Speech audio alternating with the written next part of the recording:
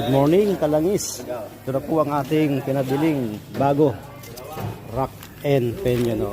Tignan nyo po yan. Kasi itong luma, ilang beses na na-repair, laging tagas.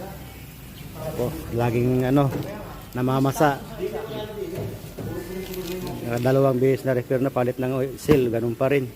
Kaya pinalitan na lang natin ng bago. Yan po.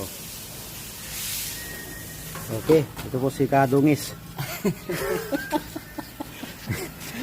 Kabit po na natin. Kadungis, medyo malinis na yun eh. Oh. Malinis ako ngayon. Kalangis.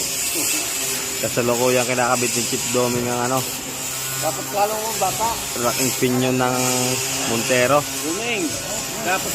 Dapat kalong mo baby.